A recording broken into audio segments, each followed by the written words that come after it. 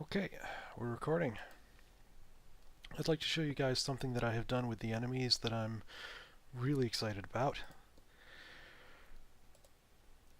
You may notice that the enemies on the palette here seem to have a slash through them, and one half of the slash shows gemstones. The other half shows tornadoes. What I've gone and done, well, this is basically just a test room that I've created to demonstrate this. There are actually two graphics for enemies now. One of them, the default one, has gemstones. And the tornadoes are still here. If you select one of these and right-click, then there will be a tornado enemy graphic checkbox. You can check it or uncheck it as you see fit. By default, they are gemstone enemies. And they still have the exact same behaviors as before. Green enemies have a minimum and a maximum, and they go up and down, and you can change their direction. You can change the minimum and the maximum.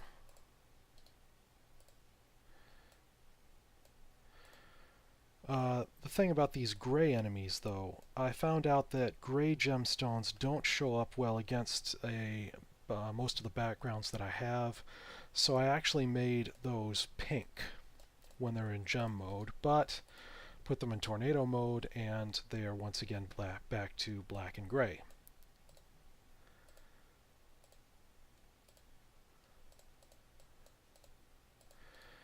And once again, you can set the minimum and the maximum, you can change their initial direction.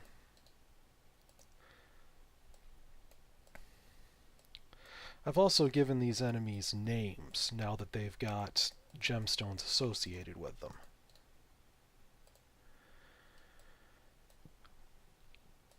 The red enemy is called Rough Ruby. The blue enemy is called Spark Sapphire, since it still shoots out bullets. The green enemy is called Float Peridot. The enemy that goes left and right, the pink or gray enemy, depending on the graphic, is now called Patrol Agate. The yellow enemy, which has lightning abilities, is called Zap-o Topaz. It's a palindrome. Palindromes for the win. And the purple enemy is called Blast Amethyst.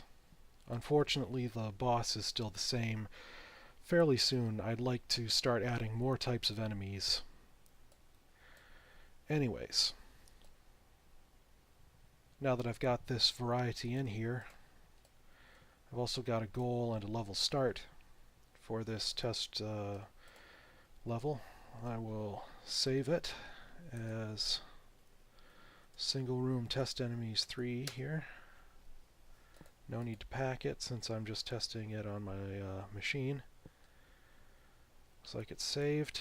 So fire up the game. New game, load, yes.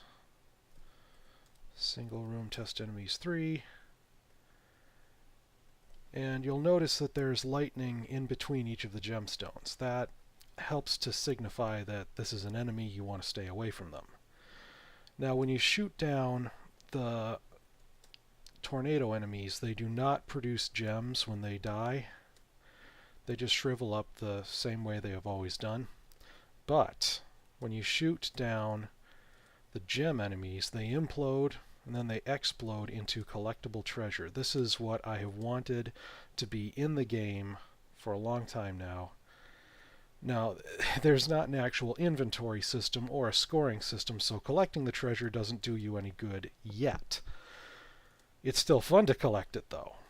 And I'd like to add that having a lot of collectible treasure in the game is one of the things that I think is going to make it appeal to young girls.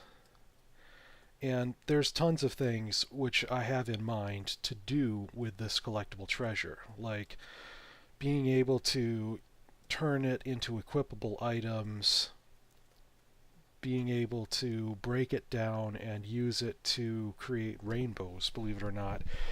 You know, all of that just sounds like it's very much up a little girl's alley. So I have tons of things which I can do with this in the future, And I'd like to build more types of enemies that are made of gems as well.